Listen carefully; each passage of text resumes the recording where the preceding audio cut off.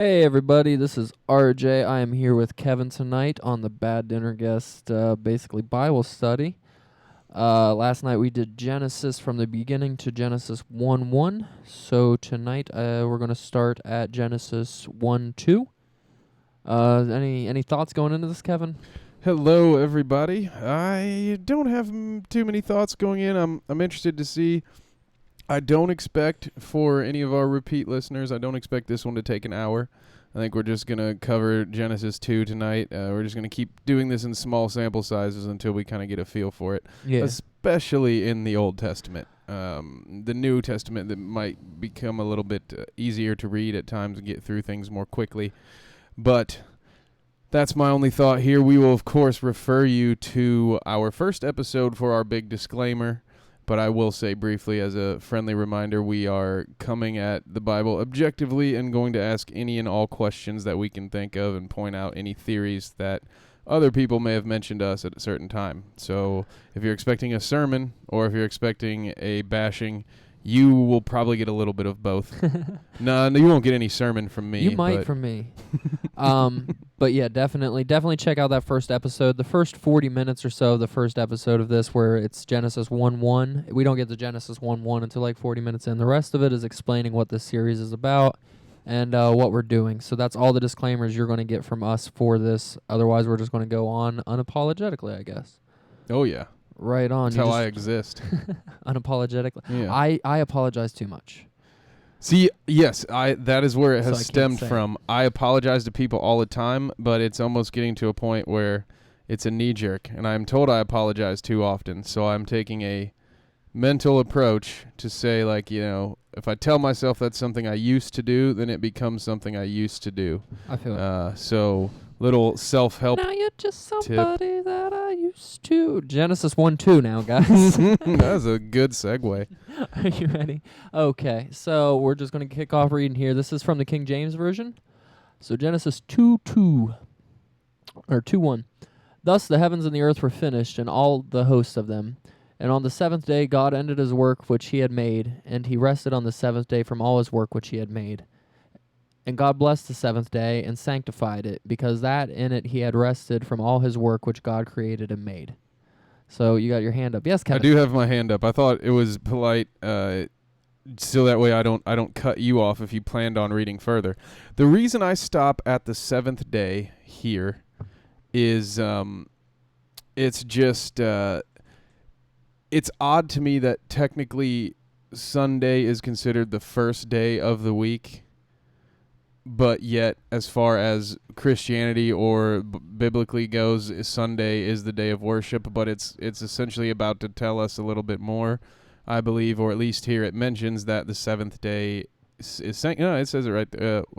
In verse 3 where you read, it's sanctified.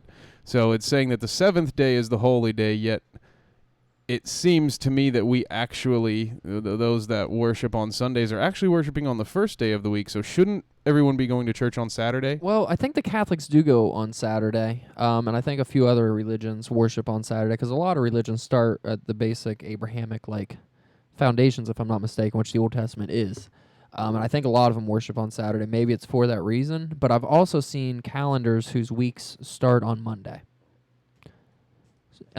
So I don't know. It could go either way. It could be something, because didn't Caesar set this calendar? It could be something Caesar changed. Maybe he set that day, because we didn't have like a 5-day work week until basically World War II. And that little, so I can't resist, that little Caesar, that's a precursor into later. When we get into the New Testament, I'm of course going to bring up the outside theory that exists that sort of claims that the Roman Empire wrote or at least altered the New Testament to help it subject. So you're thinking about that could have been a change made with the Romans worship Saturn, so which you think about Saturday. Yeah. I don't know. Maybe it was a switch that was made. I don't know, because Roman Catholic Church, and I'm almost positive Catholics worship on Saturday.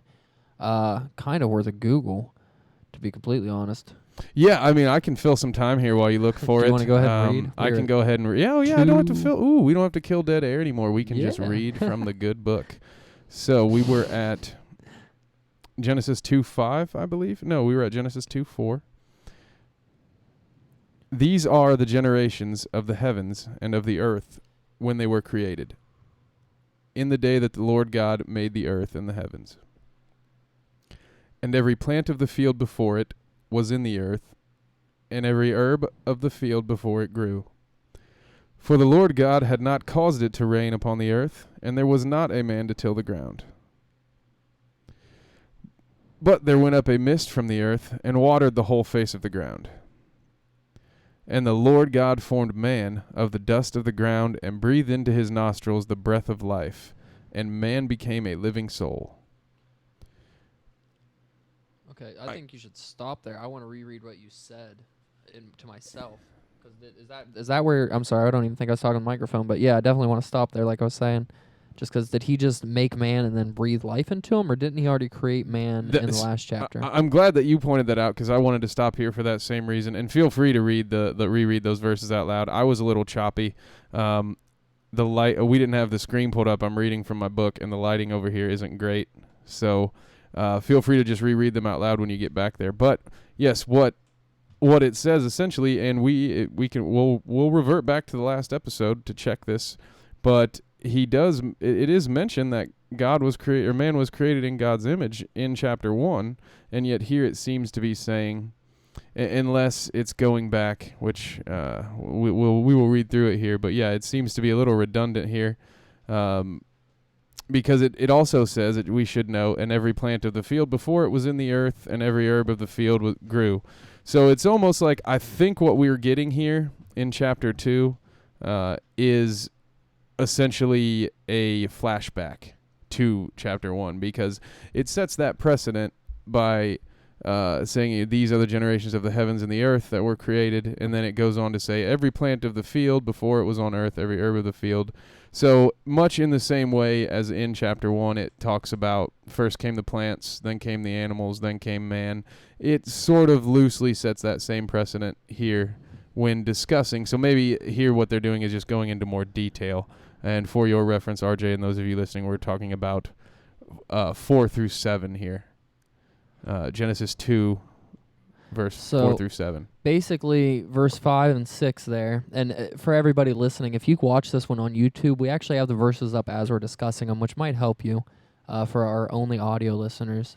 But for verses 5 and 6 there, it looks like it's just life goes on. Like, mist is coming from the earth and watering the plants. Life is happening, unadulterated. And then is it 7 is where he forms man of the dust of the ground and breathes into his nostrils the breath of life. Can we go back to chapter 1? Well, before we do, I kind of want to point out something that you said about 5 here. Yeah. Because it kind of, if you read through it, it is saying the field before, every herb of the field before it grew, for the Lord God had not caused it to rain upon the earth, and there was not a man to till the ground. So it's kind of, what is it saying there? That it's weird. It's saying every herb and field before it grew, even though there wasn't rain. These are so maybe we should go back to 4. These are the generations of the heavens and of the earth when they were created in the day that the Lord God made the earth and the heavens. So this is what was happening. See, it even says these are the generations of the heavens. So we're talking 7 days here. But to me, this is giving more background that it was longer than a day, and I know you're saying that it wasn't raining and stuff. I think that's what you're saying. Are you saying nothing was happening because man wasn't there to till it? That's what I'm asking, if that's what it said. But to get back, every plant of the field before it was in the earth, and every herb of the earth before it grew. To me, it's saying like stuff was just growing like wildly. Yeah, and that's what it's saying, and that there's not a man to till the ground. So, but we'll go. So, basically, it sounds to me like it was just a wild place at the time, and there were there were really no checks and balances. So that everything was it was like a rainforest. Oh no, the rainforest was a terrible choice to use. It was like a forest down there. Okay, I'm sorry if I cut you off. Were you in the middle of a thought there? I was going to kick it back to you in reference to this generations, because we talked about this at some length in the first episode, where we were discussing the concept of the potential misinterpretation of the word day, the mistranslation into day, with us sort of thinking the concept could have meant that, again, this day was at the very least possibly an allegory. And when they use generations of the heavens and earth when they were created, it's words like that that make you think that day is a misnomer. Yeah, exactly. Because I do believe that this stuff, I mean, there's enough evidence to me that it's older than the Romans. I mean, these books that we're reading through right now. Oh, yes, absolutely. So for the record, the theory is about the New Testament, Yeah. not the Old Testament. So to me, it makes sense that this stuff is actually prudent. I mean, this is information that was passed on until it was eventually written and then eventually translated. So I'm led to believe that it for some reason they thought it was important enough for generations to pass this stuff along. I guess the other thing I wanted to bring up was it seems like verse 4 is where they go on to explain further the first 7 days. Because at verse 3, it talks about the end of the seventh day, and then verse 4, it says, these are the generations of the heavens and the earth. So it seems like the break in the chapters should have been at verse 4, and the rest of it should have been chapter 1 to me. Yes, I think that would have saved a lot of confusion. I think just confused the shit-talkie out of me. We really would have been able to probably breeze through the first 10 verses of this had it been at a proper starting and stopping point, because, again, that's an effective technique in film or anything else when you have the context. But again, when you're just reading something like this and the way that it's written, the break would have been very beneficial just to sort of reset. Like, okay, in chapter 2, we're going back to go into things in more detail. Here, starting it at the seventh day, that was a bit odd. I agree. Yeah, especially since it seems like after that they go on to explain what was going on in those 7 days. Because to me, now that I'm reading it again, it seems verse 7 there, and the Lord God formed man of the dust of the ground and breathed into his nostrils the breath of life, and man became a living soul. It's saying that happened when he created man back in chapter 1. And at first I was reading it as if this was a step 2. And I was like, okay, so man was just basically an animal, and then he was like, well, man's kind of boring. I'm going to make him conscious. Because I've always said the only difference between us and any animal is self-awareness. That if any animal became self-aware, that it would probably evolve, not necessarily fingers and thumbs, but it would work to manipulate its environment differently than just kill or be killed. That's a sound argument and a great podcast for another day. I want to throw that aside in there. Yeah, well, that conspiracy side of me loved the idea of them being like, yeah, when you guys were made, you were just drones, and then it wasn't going so hot, or we were bored, so we made you conscious. So that was a cool little gap to think about, but now that I read it again, I'm like, oh, maybe it's saying that happened all at once. Created and became alive. Well, maybe it may be a thing where we get more to see later, because we didn't see this part coming. So who's to say there may be more further down that points us in the right direction. So, do you want to take over on the reading, or do you want me to read a couple of lines here? If you want to start at verse 8. Start at verse 8. So we are at Genesis 2, verse 8. And the Lord God planted a garden eastward in Eden, and there he put the man whom he had formed. And out of the ground made the Lord God to grow every tree that is pleasant to the sight and good for food, the tree of life also in the midst of the garden, and the tree of knowledge of good and evil. And a river went out of Eden to water the garden, and from thence it was parted, and became into 4 heads. The name of the first is Pison. That is it which compasseth the whole land of Havilah, where there is gold. And the gold of that land is good. There is bdellium and the onyx stone. And the name of the second river is Gihon. The same is that compasseth the whole land of Ethiopia. And the name of the third river is Hiddekel. And that is it which goeth toward the east of Assyria. And the fourth river is Euphrates, which apparently doesn't get much of an explanation. Can we pause there and I pull up a map of this region? And I know you didn't think this episode was going to go very long, but this Samaria is what we talk about being the origin of man. A lot of people that look far back in history and buy into it. Yeah. I would like to see, because I really don't know if the region that's being described you'd think would be pretty easy to find on a map. I mean, they've already translated it into Ethiopia And they've there got the for us. Euphrates and Assyria. So Yeah. So I'm just going to look up a biblical map of where Eden was, and it's a river that splits into 4 heads. So to me, it's somebody clearly describing a region. you should theoretically be able to pinpoint on a modern map where the Garden of Eden is based off this description, with using the hints that it gives you. Yeah, you would think. I kind of want to, while that's loading there. It may come down to being able to, I mean, it may take a little more research than we can do on the fly, just knowing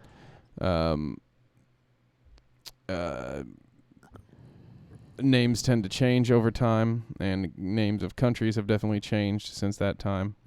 So we will see.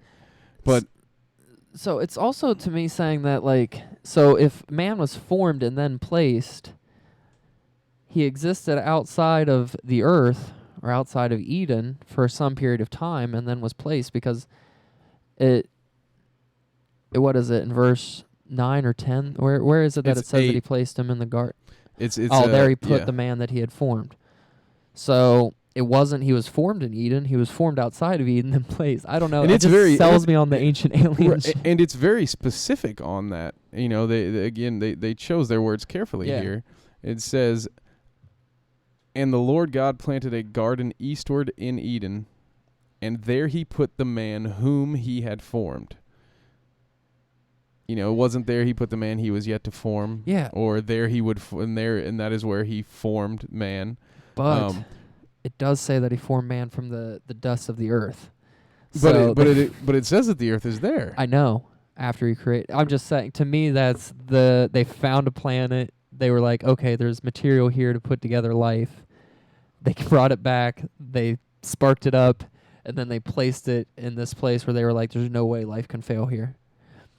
If you're reading Ancient Aliens-y into this, that's what I gather from it. And I'm not saying that's the go-to argument, but it's saying, to me, he took the dirt from here, he brought it somewhere, he turned it into man, he breathed life into it, and then he placed him at this garden that he made.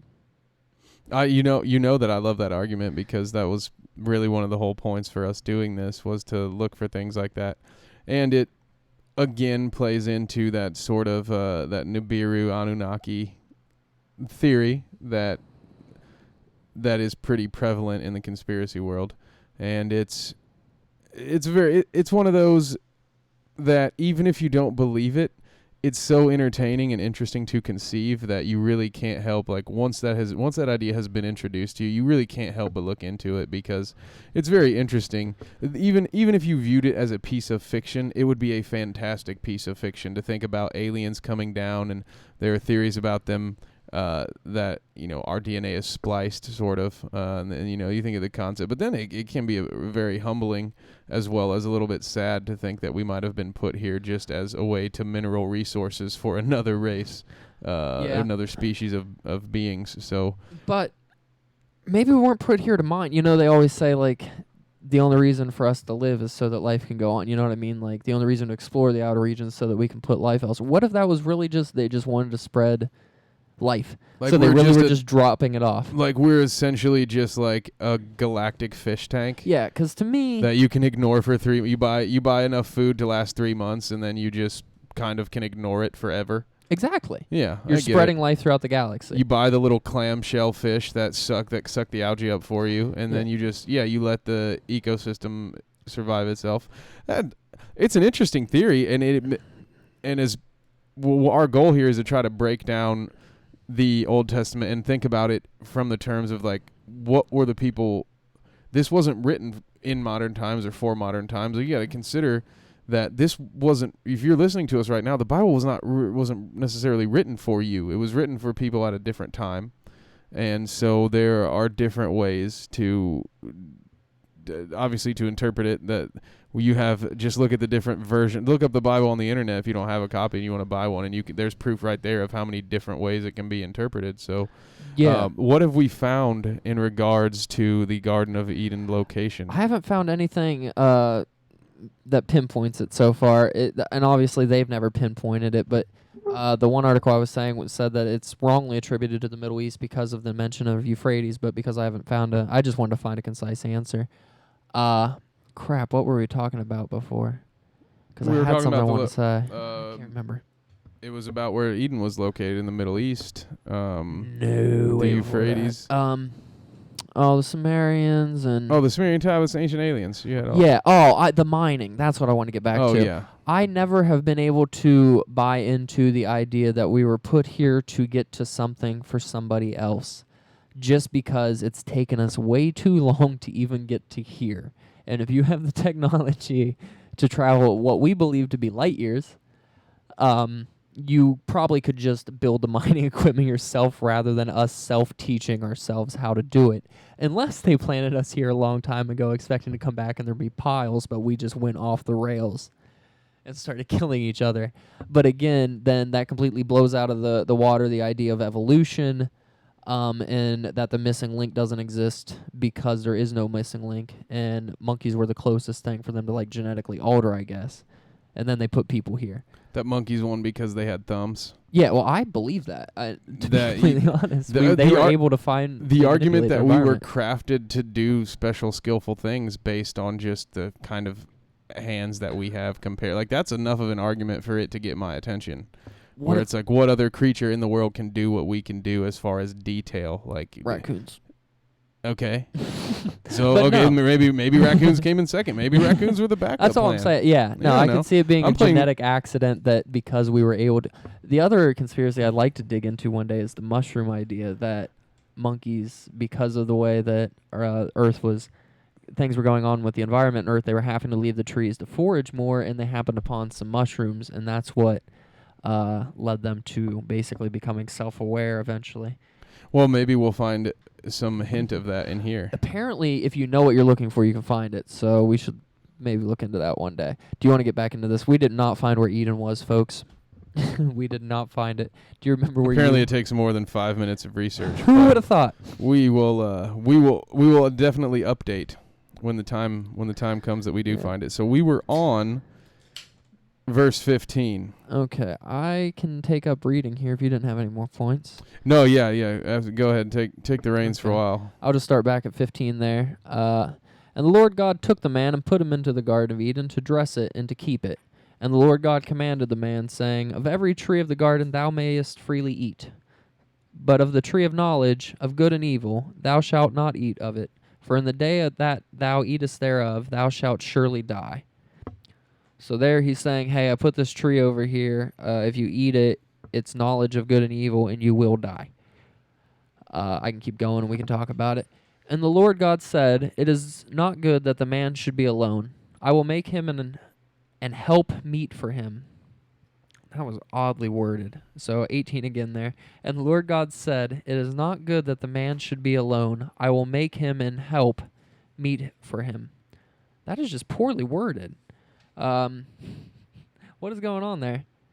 So I just referred to my hard copy because we do keep a hard copy handy just to make sure there are no typos in here on the internet, and that is verbatim what it says in the good book. So Genesis 2:18, check it out and tell me what it's going on in there. Yeah, comment below, tell us what you think that means, if there is sort of meaning to it, or if you think it's just an odd grammar snafu. Yeah. And out of the ground the Lord formed every beast of the field and every fowl of the air, and brought them unto Adam to see what he would call them. And whatsoever Adam called every living creature, that was the name thereof. And Adam gave names to all the cattle, and to the fowl of the air, and to every beast of the field. But for Adam there was not found an help meet for him. So is God bringing him animals to name and then see if they would be useful to him as a partner? And Adam gave names to all the cattle, and to the fowl of the air, and to every beast of the field. But for Adam there was not found an help meet for him, which is the same wording that was used in 18 when he's saying that man shouldn't be alone. And help a meet for him. Yeah. That's an odd one. I think it's odd that Adam gave the part that Adam named all the cattle. Like, well, based off of what? What language did Adam have? He's not. So he was just told not to eat from the tree of knowledge But it does say specifically the knowledge of good and evil, which maybe that was was that all that the sacred knowledge was just the novel that you could, or the knowledge that you could do bad things? That's all that was all that was sacred of that tree? Or was it knowledge in general, in which case, how could he name every animal? And even with whatever basic knowledge, like what was he for? What language? He didn't have anyone to speak to. How did he name anything? Well, he was naming them to God, who I'm Okay. assuming had an angel taking notes. So here, sir. So did he just think of He thought? called it a zebra. Yeah. I don't know why he's semi-Australian British, but God is now. No, God's secretary is. Oh, yes. That was a note-taking angel, I believe his name was. Yes, sir. You say a zebra, sir.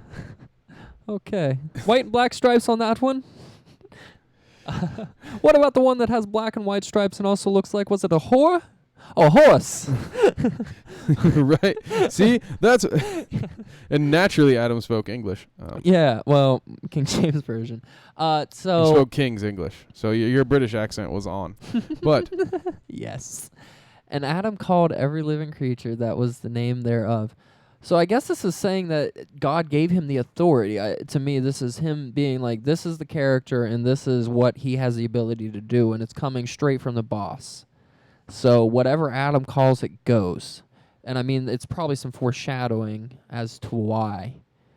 Because if it's just Adam, there doesn't need to be names, unless God just wants a log of names from Adam.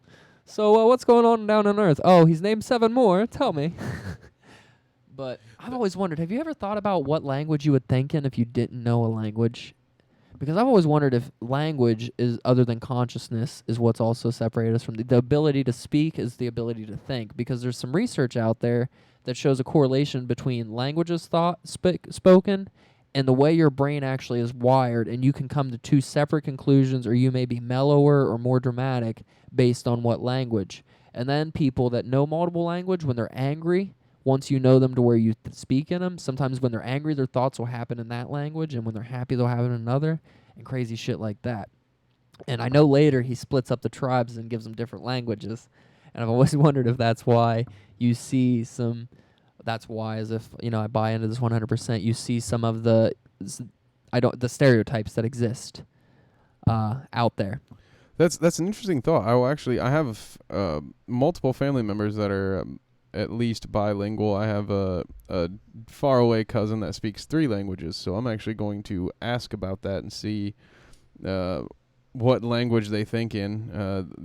English is a second language to a majority of my family, actually, so Yeah. I will be asking around on that. But that's interesting. The whole idea, of language just in general, I'm still kind of stuck on this one. It's again, I guess maybe it's foreshadowing that it just seems so much of this is happening out of order, or in an odd order, like the Garden of Eden being created after Adam, which isn't the way I essentially remember having it taught to me. Was that there was this Garden of Eden, and then God created Adam in the Garden of Eden. I don't remember it being like, okay, well, they made Adam out of dirt over here, and then they're like, oh, well, we'll put him over here in this spot. Yeah. After you have to make the spot first, and then we'll put it. And then there's this whole Adam naming the animals, which I think is weird. But if I guess we should probably move on. I did know that Adam named the animals. I did know about that. I didn't remember that, and that part is getting to me a little bit, because I just don't understand like how he. What he based his names off of. Like, how do you think the word chicken? Somebody had to do it first. And, I mean, we know there's root languages, but somebody had to come up with Sumerian. Somebody had to do the clicks that turned into rolling your tongue. But they would, in order to need to do that, they would have needed another being to communicate with. So unless they were communicating with the animals. Well, this is the thing. He was communicating with God. But so they were speaking. Yeah, okay. So they had so their he was whatever just language God spoke. In God's image and with the ability to communicate to God. Yes. Just like dogs can wag their tails to each other and know what it means, or bees, or whatever the fuck. I'm sorry about all the F-bombs, guys. I'm really trying. So we should just we need to shelf this for its own podcast someday. Sorry. We keep just adding on to our Oh, list of no. podcasts to do, which is a good thing. But because I feel almost opposite of you when it comes to communication. I believe that without language, man could still communicate. I think that if anything, language has been a barrier to the fact like that. There are so many times that you can walk into a room and actually feel the aura of that room. You know what's just happened, essentially before you discuss it with anyone, and that sort of thing. So yeah, I'll put that on pause for now. But I if hand you you want, the notepad because I really want to dive into that and explore it more. So I'll down write it for us. if you can take over Yeah. and start reading for me. So we then. are at 20. Is that right? Yes. Yeah. So at 20, okay. And Adam gave names to all cattle and to the fowl of the air and to every beast of the field. But for Adam there was not found an help meet for him. It gets easier to say every time. 21. And the Lord God caused a deep sleep to fall upon Adam, and he slept. And he took one of his ribs and closed up the flesh instead thereof. And the rib which the Lord God had taken from man made he a woman, and brought her unto the man. And Adam said, This is now bone of my bones and flesh of my flesh. She shall be called woman, because she was taken out of a man. Or no, it just says taken out of man. Therefore shall a man leave his father and his mother, and shall cleave unto his wife, and they shall be one flesh. And they were both naked, the man and his wife, and were not ashamed. So we can pause there.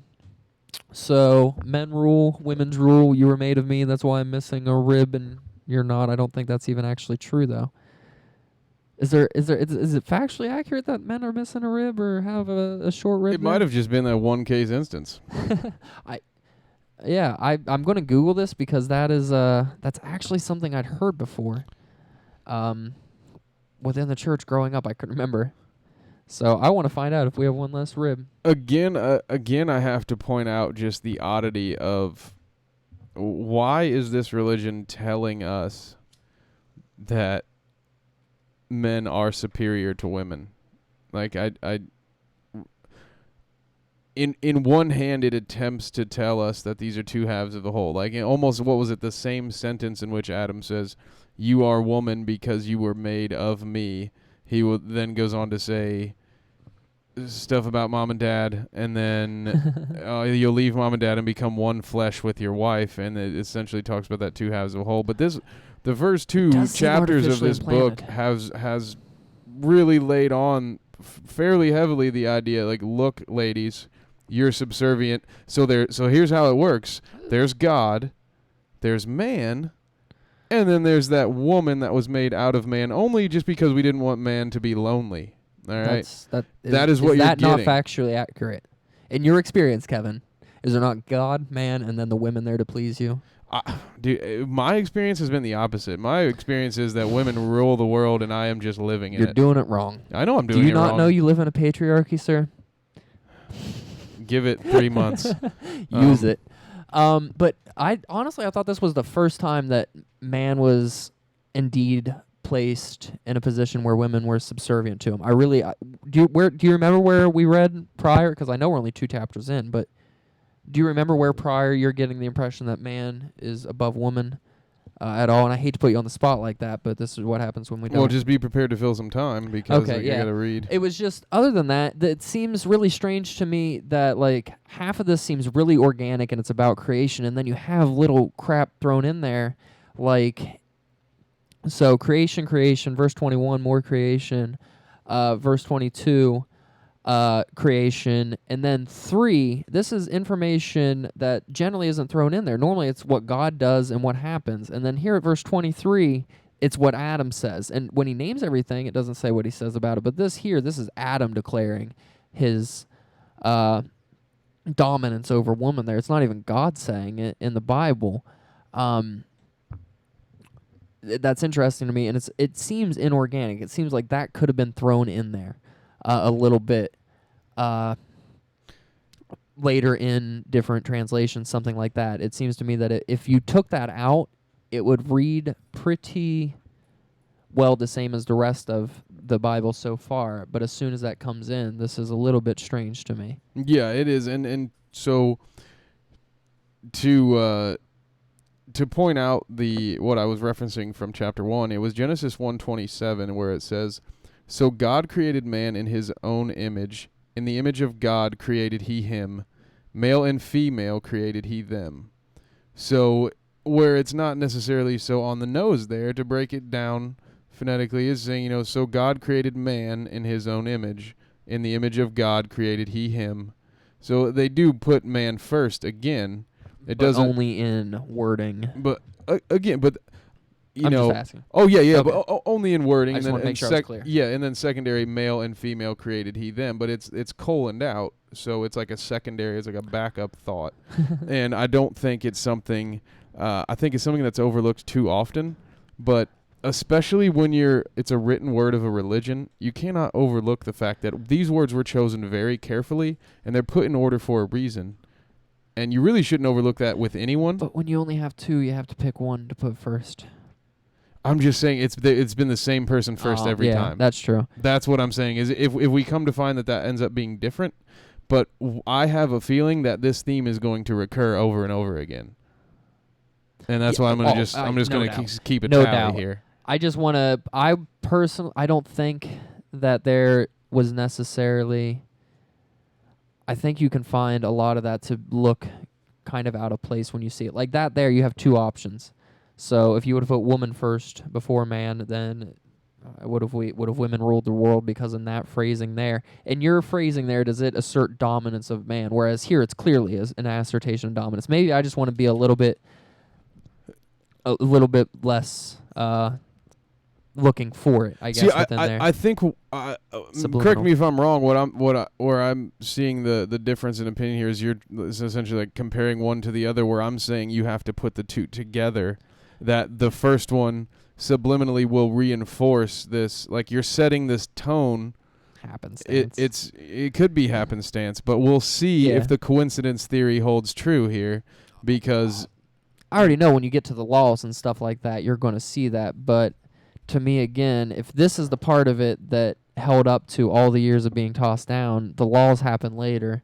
It seems really until you get to the point where, I'm not saying that if you're not looking into it and you might want to be looking for subliminal messaging, it being put first that way there is like, what's the word I'm looking for? It doesn't mean anything. But it could also be completely innocent, whereas in chapter 2 there at the end, it's not innocent at all. It's obvious. Well, yeah, but what I'm saying is, how does the same person edit, and then one is obvious, and yet we're going to discredit the other as just being happenstance? But that obvious one is still obvious, and is supposed to be written by the same person. And that's where I'm coming at it, where it's like, well, this is potentially... I don't think it was written by the same person. Well, there's that. Okay, yeah. Yeah, that's what I was saying. It seems inorganic, as in, like, somebody put it in there afterthought. To me there. Yeah. Okay. And maybe to add, because we know when we get to the books of laws that we're going to see it thrown down to where women are like right above dogs. Yeah. Their property. I understand. I know that.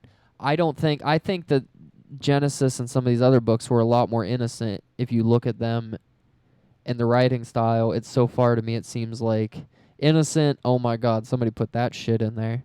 Innocent, somebody put that in there. But maybe it's just because I want to look at the parts that back up my conspiracy theories. Fair enough. And all I'm saying is, if someone can go in to your theory, if someone can go in and edit and add a line, why couldn't they also go in and reverse the order to reimpose this theme? So yeah. we'll have to stop arguing about this, because we do have to try to push through to the end of this one. I do. This is our late night Bible study. Yeah. And I have to get up to... I got you. Well, I mean, we did work. finish chapter 2 there, and we're 40 minutes in. If you want to push through we chapter actually 3, finished chapter 2? Yeah, the snake comes in next. Oh, no, I think we are at a... That's why that argument was fine with me. Yeah, no, okay, well, we can dive into it. I didn't realize I didn't have it pulled up. I think we're more on the same page there with it than we think we are anyway. I think when we go back and listen to this tomorrow, we're going to be like, oh, yeah, we were saying the same thing. Probably. But yeah, possibly. I think the implants of foreshadowing for sure. I just don't think like subliminal stuff like that is just you have a choice of words, and I don't want to take out stuff that could be innocent when there's such obvious things that aren't innocent. Okay, so, and Because then I look like Alex Jones. Well, okay, well my I guess I guess it's a counterpoint as words are my thing. Yeah. You know, I'm a big time reader. You know what I do with my free time. I do spend a lot of time writing. I spend a lot of time journaling. Not that thing that you said. But so to me, it's always been a big deal, and so I've always paid attention to word choice. And when you think about when it comes to innocence in language, that tends to I can give that up to someone who's a little ignorant or someone who's a little less. I don't like to use the word educated, but you know, a little less worldly or who has less experience with their vocab. Yeah. I can give them the innocence. But when you think about again the time that this book was written, we have to think there was a time far back enough in our history where actual writing. And you think about phonetically, like what writing is and how you spell a word. Writing was originally thought of as like witchcraft and spellcraft because only the smartest people could do it. So, and around the time that this was written, that's what we're sort of looking at is... Can you imagine at that time period how mind-blowing it would be to like know like 3 people out of 300 people you know that can all look at these series of like runes and like piece together a sentence. And if you show it to all of them, they're all going to be able to do it. And then you're just, how are you getting these messages from these pictures? Yeah, what do you think? And they're just going to be squiggles to these people. It completely, like, would be, I would think they were witches. Can you imagine if you brought the internet to them? If you showed them, like, zoomed in on their village and then zoomed out, they would burn you like that old lady in South America. Well, that's why I discredit a lot of the conspiracy theories that try to use that. There are some people out there that talk about how the words we say are that we're incanting spells, and then they use that. They're like, well, look at the word write and how it has Brit in it, and then like spelling, you're casting a spell every time you spell a word. But what I say is, like, think about the time when the word spelling and writing was created. Well, yeah, it was thought of as witchcraft. I mean, we used to burn people at the stake for like modern medicine stuff. So people have this inability to actually consider how things were, and they just compare it to the knowledge that they have right now, and they don't realize, well, that wasn't the common man's knowledge back then. To write was a big deal. Yeah. And so that is where I kind of, I guess, put the screws to this a little bit more, because also this thing's been edited so many times now. If this were just an innocent thing, or if they felt the theme that I have felt within the first page of the Bible and thought that that wasn't an okay theme, hey, maybe we should make sure we're not putting this across as the male is higher. And maybe people are overlooking it, but I feel like when you are writing a book that is supposed to be the guidelines for life, you probably don't take much of that casually. That's sort of my argument to that. I also remember, just to kind of be on your team here, I'm already on your team, but just to kind of, I remember it being clearly defined that God was a man as well. But the one thing we've noticed is that a lot of this is really sped through, if you're being completely honest, of how thick the Bible is and some of the descriptions we know we're going to run into. They are glancing through this, and I think it's because it wasn't that important to whoever was doing this. This was them catching you up to where we were. So to me, it's easy to, you don't really, when you're writing this, you don't think, hey, I'm writing Genesis, the first book of the world bestseller of all time. You think, I'm writing these notes to pass down to people that can also happen to read this. Your language isn't very, what's the word I'm looking for? There's not a bunch of words in it so you don't, the word I'm looking for doesn't exist in this language. You know what I mean? So this is a long time ago. They were still worried about being eaten by lions and conquered by the village next door. I don't know how much they were worried about the patriarchy when they were first writing this. If it's to be believed that it was written how long ago we think. I believe that there's definitely some edited sense, for sure, but it's not hard for me to conceive that, yeah, they're already glancing through this. They're not going to take the time to think out the patriarchy. They literally told how man was created, I think, altogether in like 4 or 5 verses. Literally just dust of the earth, breathe some life into it, boom. You know what I mean? Yeah, it was pretty simple, yeah. it's easy to read deep into that kind of simplicity. Look at what we did with Samaria and aliens planning life. It's also easy to read that there's a patriarchy being spelled out. But when it's being as clearly as defined as in the end of chapter 2 there, that she was created from man. Man named her because she was created from him. Also, I Googled it.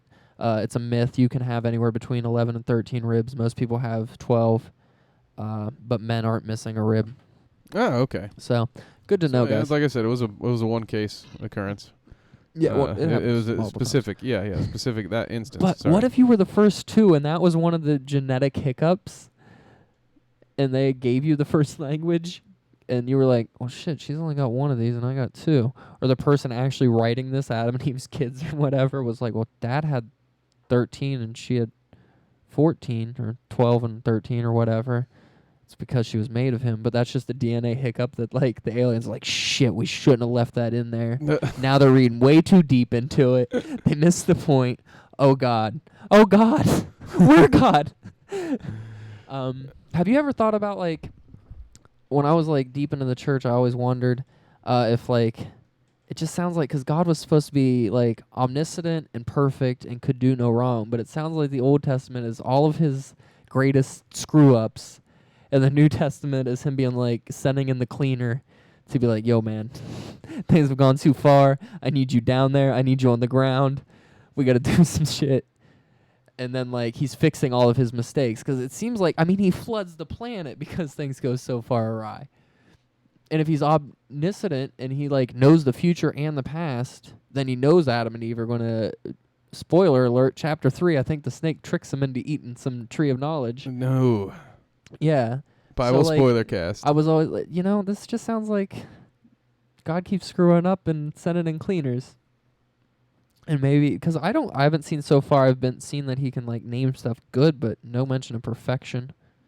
Yeah, so Maybe that's where the religion part of it takes over.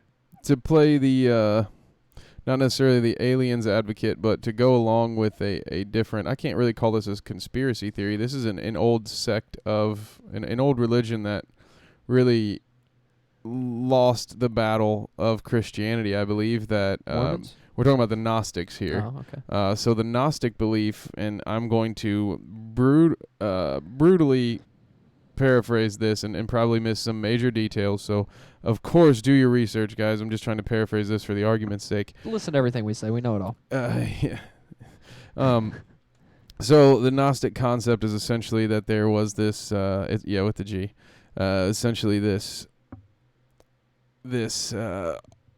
all-encompassing, all this creative being that created its sort of antithesis out of its thought. Like it created,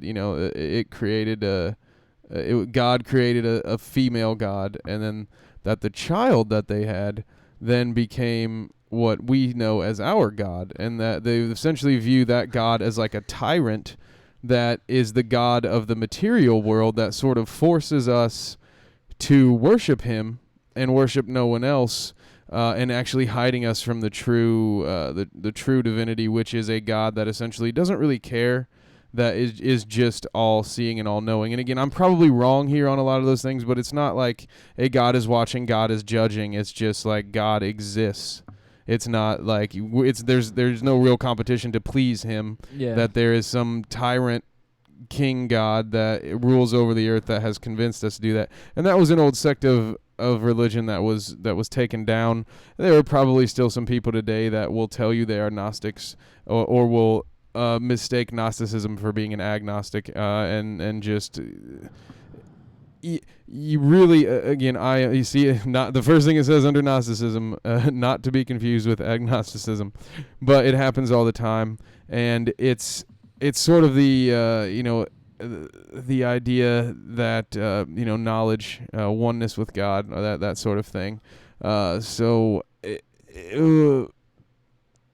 it's not something that's talked about a lot today. It was beaten down in the old times. Okay. But that sort of plays into, the reason I mentioned it plays into a little bit what you were saying when you say it sounds like God was making a lot of mistakes.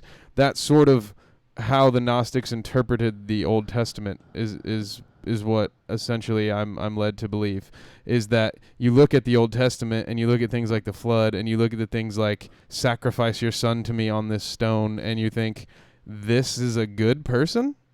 Question mark? I remember in like elementary school when I was going to like Sunday school hearing this stuff and being like, that's like, if God gave me my morals, that's really fucked up. And we're going to lose probably a lot of people just based on this discussion, but if we are made in his image and we end up doing some of these bad things that it clearly shows he is not above, then why are we born we are imperfect for the one mistake, that the first mistake Eve ever makes as a human. We as humanity are punished eternally for that. Isn't it funny? And the only way we can get it back is by being on our best behavior. Well, until you get to the New Testament, and then it's simply belief and seeking redemption. But which essentially is saying do whatever the hell you want and then just pay your tithes and pray on your deathbed. That's Catholicism. It's a little different. But what were you saying before that? I'm sorry. I missed it and I wanted to talk about it. It was just a general talk of the Gnostic belief and them using the Old Testament, the way they may have interpreted the Old Testament based on what you were saying, as far as it looking like God was making some mistakes here. Yeah, and that's something you're not allowed to say in the church, is that God makes mistakes, and this isn't really what I want to talk about. Also, the Wiki article for Gnosticism defines it a little different than you, but it's basically saying it's a definition of multiple religions that have the same tenets as Christianity, which is enlightenment, salvation, emancipation, or oneness with God through things like philanthropy, poverty, and sexual abstinence. I think that's a little different than what you were saying, but it's funny to me that like the initial sin is the pursuit of knowledge, but the knowledge of good and evil. What if it's just you and her? What could you do that was evil? It's a little weird to me, and that man's instinct ends up being to pursue it. I will say that just one thing for the record, I don't think with this article, I don't think we've gotten to the part where it has actually defined it yet, because it's still talking about the lack of there being no proof of pre-Christian Gnostic stuff. So I don't know, maybe that first part there. But what was the question that you asked me? Because I would love to get an actual definition here of not just to sort of fix any major the demiurge. There we go. To fix any major mistakes that I might have made. Oh no, it's fine. The notion of a remote supreme monadic divinity. The introduction of emanation of further divine beings known as aeons, which is eons with an A. The introduction of a distinct creator god or demiurge, which is an illusion and a later emanation from the single monad or source, which is a better way of saying what I was trying to say. I got you. The estimation of the world owing to the above as an error or flawed simulacrum of a higher leveled reality, but possibly as good as its constitute material might allow. So I'll read that again more slowly. So an estimation of the world owing to the above as an error or flawed simulacrum of a higher level reality, comma, but possibly as good as its constituent material might allow, which was essentially what I was trying to say, was that that's a mouthful. A complex mythological cosmological drama in which a divine element falls into the material realm and lodges itself with certain human beings, a doctrine of salvation in which the divine element may be returned to the divine realm through a process of awakening. So you were right, I was off on it a little bit, but essentially what it is saying is like, that was the Gnostic take on essentially the Old Testament, because as it points out in this article, there really isn't much proof of pre-Christian Gnostic doctrine. So this was a spin-off of Christianity. Yeah. And that's based, I think, on that interpretation of the Old Testament that way. And if you're spreading things word of mouth through tribes and trade, it's not hard to believe that things get down to their basic pillars or planks or whatever you want to call them of whatever the religion is. So it's not hard to believe that as this thing spread through Africa or Central Asia, that it would have gotten broken down. But I found it interesting that it says that the tenets that you were just reading are from Syrian Egyptian schools, which we know is where all of this stemmed from. And we're reading Old Testament here, so it's not hard to believe that these things would line up with that kind of religious doctrine. And the idea that anybody that would have practiced these beliefs would have also had the ability to write them down, or write them down on anything that could have been spread through this much time. I mean, we've only found handfuls of like full books from this era, let alone like, I mean, they find taxes and stuff like that from it, don't get me wrong, but not a whole lot really comes out in writing. So it's not hard for me to think that, yeah, maybe all of these things, because as a libertarian, we think common law is basically like tenets that all of us kind of come to and agree on without any artificial, but based on property rights. Would it not be that if all of these little micro societies basically were coming to the same lifestyles or conclusions just on their own organically, and that there was nothing really spread? But I don't know. It's just interesting to me. And what we've read so far doesn't really go against any of these tenets that we're seeing here, which it's on Wikipedia. Right, yeah, it doesn't. Well, the one thing that you will notice, and for those that make the argument that religions are really just a set of rules that the smarter people at that time chose to pass down to the people who maybe needed the guidance back then, is that you see so many of these tenets overlap. For instance, the 10 Commandments, you can find all 10 commandments in the Egyptian Book of the Dead, and there are many more than that.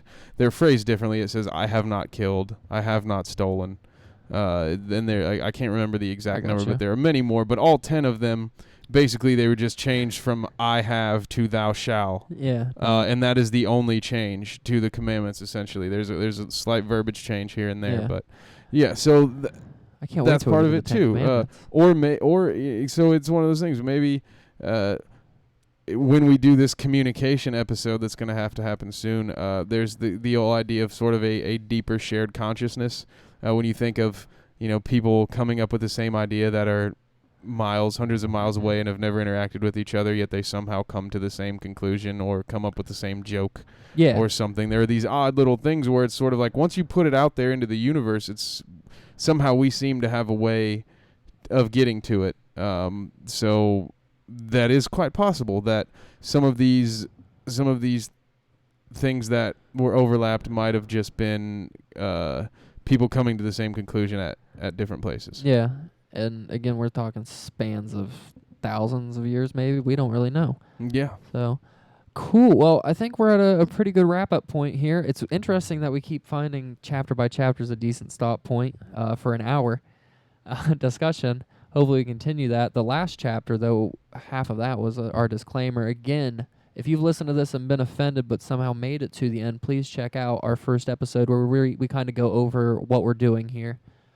We don't mean to be blasphemous per se, and we're not going out of our way to offend you. So please give that a listen, and definitely comment if you know anything that we don't know in here. Kevin, did you have any thoughts? You wrapped it up very well. Just feel free to correct us, give us your opinion, point out some things you think are coming or things you think that we missed. We will gladly go over it at the beginning of the next episode.